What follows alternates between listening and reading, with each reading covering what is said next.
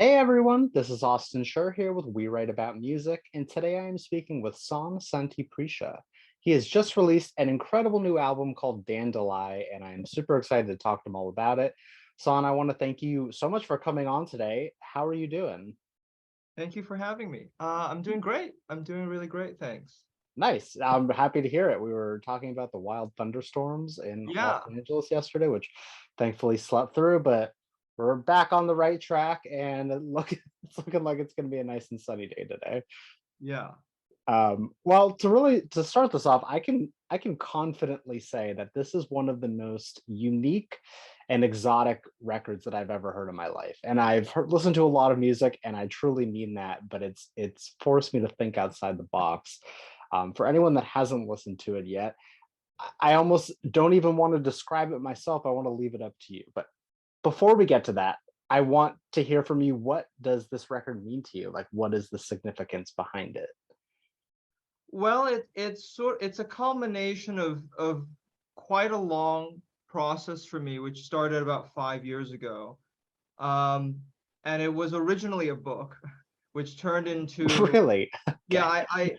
it was so I'm originally from Thailand, but I've been here Sure. for about almost 15 years now. And it felt like it was time for me to return to my roots, culturally, but also emotionally, personally, come to terms with Yeah. a lot of those things. And so that's where the book project began. And then that's actually also where the title comes from, because Dandelion is an English translation of a Thai translation of an English word, which is Okay. dandelion. Got it. And that was sort of Sure, that's sure. really very much the point, because it was a lot of it. A lot of what I was interested in is this idea of translation, reflections, and refractions of meaning across language, but also culture, right? And I think today we all of us, I think, are so, I certainly grew up with multiple cultures. I grew up with Thai culture, but also Western culture, American. I grew up in a lot of American schools, but also with a lot of English culture, and Sure. most of my friends were international. And so that was a big starting point for me. Returning there, and also the how things are seen very differently. Hmm. Uh, Dandelion here is, you know, very is very much like it's a weed, right? Yeah, It's everywhere essentially. essentially. But in Thailand, it's quite rare, and it only grows in the north, because of the climate is only right there in the Sure. north. So that was an interesting viewpoint for me as well, of looking at this flower that in one place in the world is sort of a rare beauty, but in another is very common. So the dandelion quickly became a symbol for me, that I explored a lot through the various stages of the book. And I used to write, in the book there are these passages that were something about how I don't think it was well written, but I tried to use the idea of the dandelion seeds as, these pufflings, right? That sort of distribute, and you don't know where they're going to land, right? And Sure. I loved that idea symbolically. And I feel like in a way that's kind of what happened with the process, because it sort of ended up landing back in the sort of sound music world, Sure. which I hadn't thought that it was going to do that. So yeah, that's sort of the beginnings of it, really. Yeah, and you had mentioned, please correct me if I'm wrong, that this took you like almost 5 years to finish up, or is that just like Yeah, from the start of maybe it being a book to becoming music? from being a book to become, yeah, the Okay, whole project as a whole. got and it. and Still the 5 years. it was a long time. It was a lot of drafts. I discovered a lot of things through that. I grew up Yeah. with a love of different art forms. So writing was one of them, music was one of them, art was one of them. I did the cover myself. That was sort of me Nice. returning to my roots in the visual arts. So yeah, it was just a long process of rediscovering. One of the big this things that I dove back into was learning to write English poetry, but with this Thai ancient poetic form called the klong, Okay.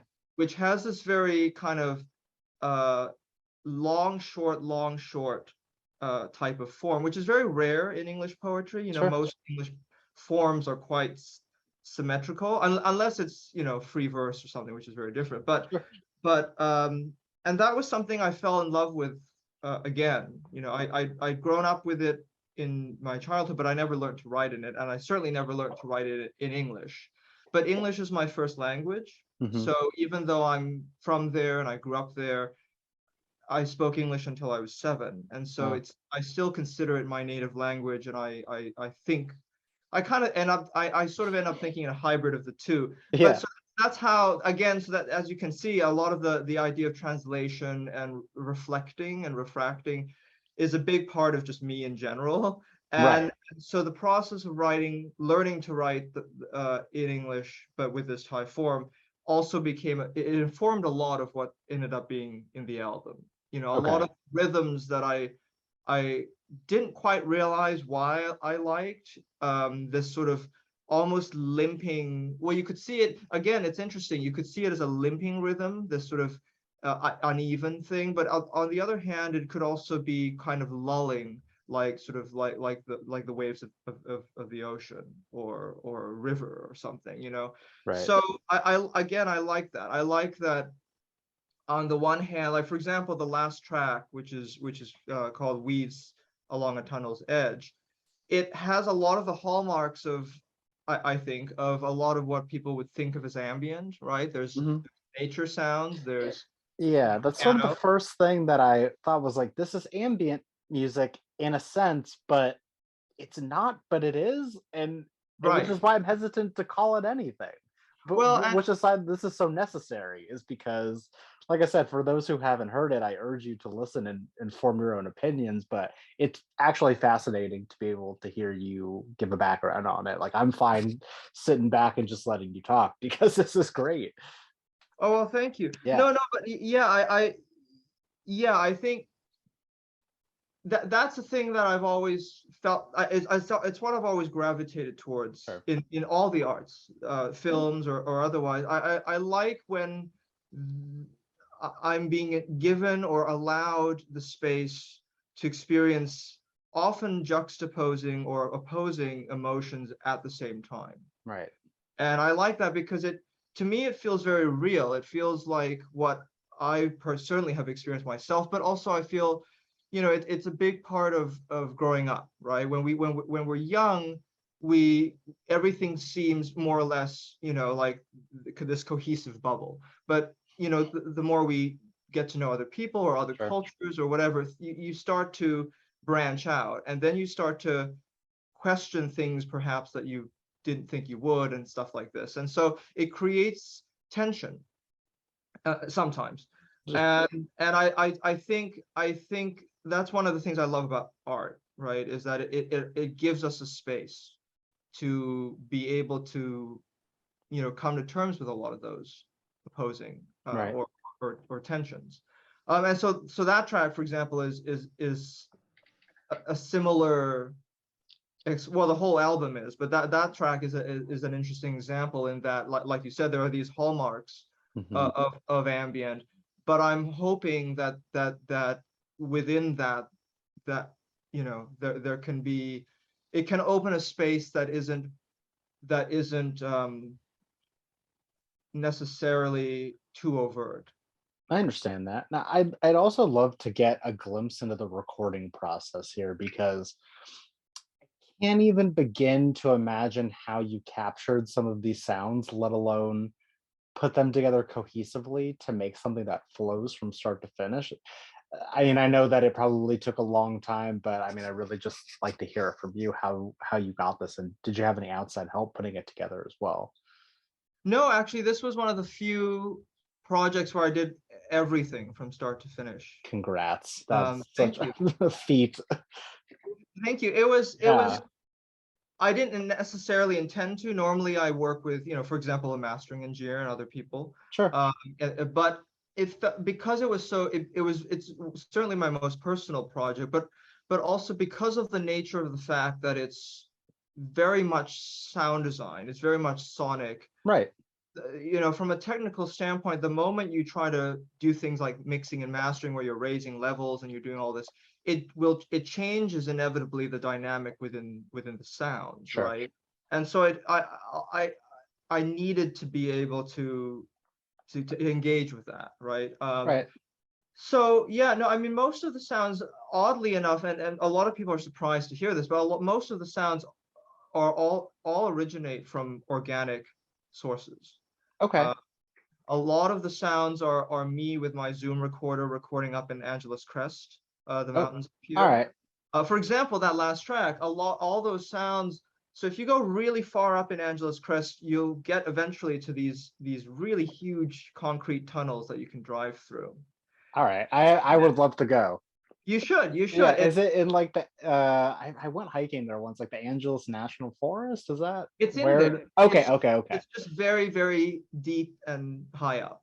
Great. Um, and in fact, a lot of the sound, for example, one of the first sounds that you hear in the second piece, Hmm. uh, the sort of water drops, is basically ice melting up by those tunnels. Interesting. And I happened to hit it, hit going up there at the right time that it was melting. And so I kind of just, I was ducking under benches and things and recording all the noise, Sure. the sounds. And the tunnel as well has a really unique sort of weird delay reverb thing, Okay.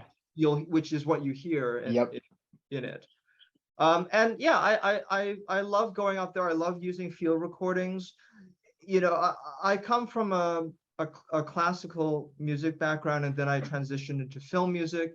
So I do come from more of well, certainly from the classical world. It's more, sort of, there's a box that you're in. Sure.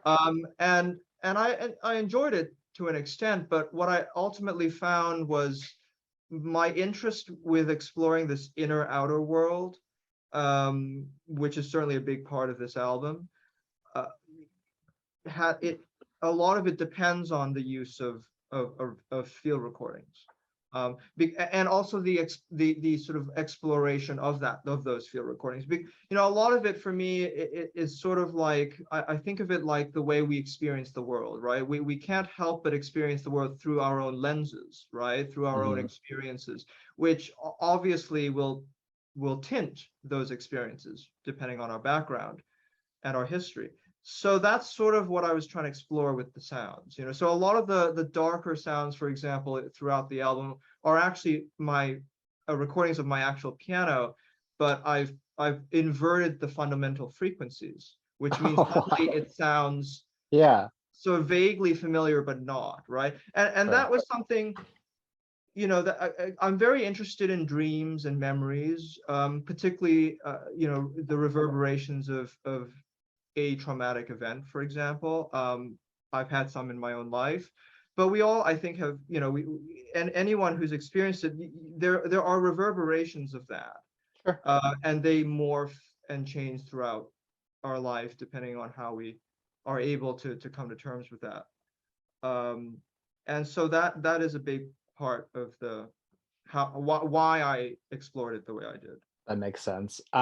One thing that I already know I'm going to include in the article, but I also just want to point it out right now is you'd be doing yourself a serious disservice if you didn't listen to this with like a nice pair of headphones or a sound system or something along those lines. Listening to it on your laptop speakers or your phone or whatever it might be that isn't like a closed environment would be a total waste. The sound design and the production on here is like some of the most impressive that I've ever heard. And I'm not saying that to inflate your ego or anything like that, but it really is just a truly immersive experience from start to finish. So that's just anecdotal, but I also recommend everyone do it. Is what you listen to in your free time, whether it be, I mean, any music or media or anything along those lines, does it have any inspiration on the music you're making, or does it completely differ? Oh well, no, it always will have some influence. Sure, Um, yeah, yeah. I mean, I have a very wide range of things that I like to listen to or watch, and sure. I like, I'll have, I have Billie Eilish in my playlist too. I'll Yeah, I love film scores. right. I was just recently watching the new David Cronenberg film with the Hmm. Howard Shore score, and that was, I always love watching his new films. So yeah, it's a very, but I also love, you know, um, kind of early 20th century classical, kind of more avant-garde composers, Right. like Stockhausen, music concrète, which was formed by Pierre Schaeffer and a few people in, or I may be mispronouncing it, maybe Schaeffer, but anyway, in France in the 50s, that he's sort of considered the godfather of sampling, really, and that his approach and his exploration of music, particularly at that time, certainly has been a big influence on me. I do Okay. feel that there's a lineage there. But at the same time, I also, I love like just regular electronic music too. Sure. I love like Rez is one of my favorite current, artists. Nice.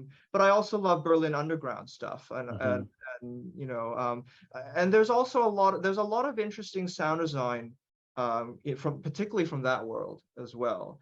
Um, so yeah, I think, I mean, it's funny you mentioned, immersive, and I'm glad to hear that. And I've had a lot of people say that, and I do think it's probably related to the fact that film has always been a part of my DNA. Could feel And, that.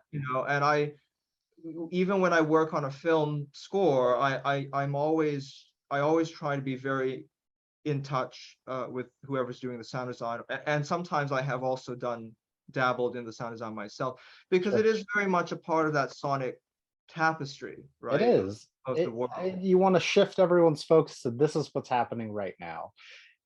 There could be something happening outside of what's going on, but like in today's day and age where our attention spans are non-existent, it's things like this that actually draw you in and challenge you instead of just, just another pop hit or a catchy melody. Yeah, I mean, I'm glad to hear that. I mean, I hope so. I mean, yeah, I mean, but there's a place for everything, right? There's Oh a yeah. place for and like, I'm very aware that this is not, there's no lyrics, there's not really a traditional sort of melody or Hmm. theme. um but but I also enjoy doing that, particularly Yeah. in film. In Yeah, I think it depends on the world, right? I think I've found that in my solo work, and maybe this is because there is no film, right? I'm creating my own world, Right. right, with it. But I also think, eventually I'd like to go into exploring things like the Dolby Atmos, Apple Spatial Audio stuff, because I think it's a really exciting format. And I definitely did a lot of the mixing and mastering on earbuds. I mean, Okay. I have mixing grade earbuds, but that was an important part of it for me, not just working on a system, because that's how most of us, including myself, experience music. and Right. and it and it changes the way you are immersed in it, right? I mean, I mean, I love Radiohead, for example, Yeah. but going to a Radiohead show, it's a very different experience emotionally, physically. uh Extremely. Yeah, to my favorite band of all time. So Yeah, I think they're absolutely amazing, and I love, to sort of digress into that for a bit. I just really love their evolution. me too. They've they have their sound, but they've also really grown and challenged us, I think. And I I agree. I still love, like, the Bends, but I also love Moonshaped Pool. There's a time and a place and a mood and whatever you're trying to feel, they kind of gotcha. Exactly. Have you And that listened to The Smile yet? I have. Nice. It's really I fun. It's taking me a little bit, Yeah. um, but I really enjoyed it. Like I know it's Yeah. going to click fully because it always clicks fully in some capacity, but yeah, I really enjoyed it. Yeah. It's really great to hear. I mean, of course, I think, like all of us, we're hoping to, for the next Radiohead album. But I love that they've gone off and explored this world, Totally. It'll Uh, happen. yeah, You can't rush greatness. I mean, that goes back to everything. You can't rush art. I would not want them to be like, all right, we're on a 3-year schedule, and so it might be yeah, subpar, but we got to put it out. Like that's yeah, not a band. That's not what they do. So fine right, waiting. Um, okay, not to not to digress too much because I could talk about Radiohead for the next 8 hours. yeah. But I would love to kind of put the ball in your court here because I'm still having a tough time. If you had to sort of give an elevator pitch of this record, if you had to be like, hey, if you're thinking about listening, this is what you're going to get. Hmm. And there's no right answer, there's no wrong answer. That's obviously up to you. Um, well, I hope that the record, you know, provides the audience with a sort of sonic womb that Sure. they can go into, Mhm. and that they can engage in an internal but also an external dialogue. That, I mean, Okay. that seems a little esoteric, so I'll reframe, because that's the other thing I've been thinking about a lot lately, is that a lot of things are about framing, right? It depends on how you frame, and this, I think the same goes for like a pitch like this, or a musical genre, right? I Totally. mean, in a way it is technically ambient, depending on how you frame that term. I also tend to think of it as what is a subgenre that people often call electroacoustic. Sure. Technically speaking, most music these days are electroacoustic, but I think that the for me the subgenre has a lineage from the musique concrète era from the 50s, and what the composers at that time were doing. And I certainly feel my own lineage to that history. So I would say it's sort of, yeah, I would say that it would fit into a sort of an electroacoustic subgenre within the sort of wider ambient. Nice. That is Frame. the exact answer I was looking for. It really does check a lot of boxes, but if that sounds like something you might be interested, then I say listen. And if it doesn't, I say listen anyway. Um, San, it has been an absolute pleasure getting to speak with you and hear all this. I have one more question that I'd love to Yeah. hear from you. Basically, the question is for the person that is going to discover you from this, and for the person that is going to listen to your music for the first time, what is an opening message that you'd like to say to them? About my music, you mean? Yeah, anything like a hello, welcome. Well, Well, I mean, I hope wherever you're listening from, whatever your background is, I mean, I hope that well, okay, I'll end with a quote that I got from someone who reached out cool. after they heard this album, and it's one of the most wonderful compliments I think I've had. Which is, she said to me, I feel like the album is you opening your doors of your house and inviting me into all these different rooms that show me bits of yourself, but it also showed me bits of myself to me. Yeah. And that's really moving to me, because that's a big part of what I hope to do. And I hope that I can open myself up to you, the audience, but also that hopefully you can quietly discover something of yourself, or Mhm. return to something perhaps you've forgotten, or whatever. So I hope that it can provide that space.